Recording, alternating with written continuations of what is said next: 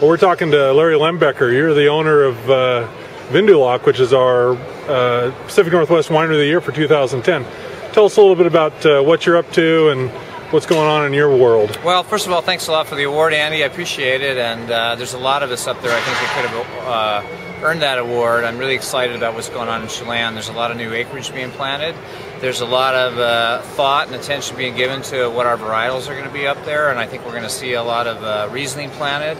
We're going to see a lot of other Alsatian whites, crisp whites being made up there, but also some focus on some cool climate reds as well, including, I think, Pinot Noir. Let's talk a minute about Riesling. That's certainly been a favorite in Washington the last, well, few decades, I guess, but it seems like Chelan might be one of those sweet spots because of elevation and the lake and some of that.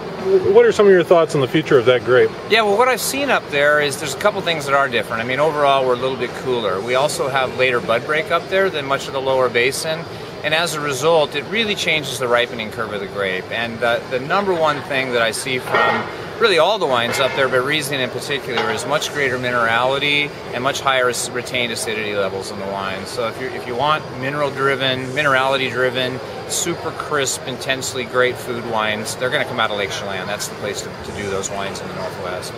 And I think St. Michel in recent years has started to sniff around Chelan, and I guess that says something when the largest winemaker of Riesling in the world is interested in your guys' grapes. Yeah, well, I hope I'm not spilling any secrets, but I know that there's a significant portion of Riesling being grown on the South Shore that is being picked up by St. Michel, I think, for their Eroica program. Yeah. So if it's going into one of the top Rieslings in the state, then you know it's good stuff. And tell me about some of these cooler climate reds that you're interested in. Well, Pinot Noir is something that we've debated from day one, can we do it there? And I have to tell you, I was a skeptic for a while because we're still pretty warm and we don't think of Pinot be doing well in warm climates. But again, with that overall moderation from the lake and our northern latitude, and also the later bud break that we have that pushes the ripening later into the season, what I'm seeing is that we can actually craft some pretty nice Pinot Noirs that have great weight and great typiness. I mean, they're very classic Burgundian Pinot Noirs, and I think I've just released the second one I've ever made, and I'm really excited about it. And the stuff we have in barrel from the 09 vintage is beautiful stuff and has great weight, and again, it's very typey. It's classic Pinot Noir. So that's exciting because there's nowhere else in the state, I think, that has done or probably can do good Pinot Noir, but I'm now convinced that we can, and I and some other people up there are going to start making a significant investment in that. It seems like that's going to be a bit of a hill to get over because, I mean, Oregon is so famous for Pinot, and different areas of Washington have tried it, and without much success. Do you think that's a hurdle you guys can get over? Well, I think it's a wide open niche. I do. The proof is in the pudding or in the bottle, so to speak. When people start tasting these wines and realize the quality of them, they're going to be excited about it. And I think we have a little bit of an advantage in that because we're a little warmer, we can probably pull a little more yield off and still get great concentration in the fruit, which means the wines are going to be out there at a price point that's much more affordable. Right. I mean, Oregon makes great Pinot Noirs. The best stuff's all $40 and up, frankly, and that leaves the door open for us up here to come out with some new stuff and be a little bit more aggressive with pricing and get people to try it. And I think once they do try it, they're going to like it and come back for more. In my mind, your most famous wine is your Cabernet Franc, and maybe it's because it's earned a platinum award from us 5 years in a row, which is, every time I think of that, I just am astonished. Yeah. Now, some of that fruit comes from Snipes Mountain, some of it comes from Chelan. Talk about that wine. And if you would, talk a minute about your relationship at Snipes Mountain. Well, Snipes Mountain is just a place that I started sourcing fruit from for a while, and I'm so excited that they also, like Chelan, got their AVA very recently, because I think it's been an underappreciated area. There are some just magnificent sites up there, both on the north and the south side of the hill. They're very different, and the core of my Cab Franc program has always been a few tons of Cabernet Franc that I get off the north side, a little bit cooler side of Snipes Mountain. And you're going to just see more and more attention given to that area as people realize the quality of fruit coming from there. There's some beautiful old vine stuff there.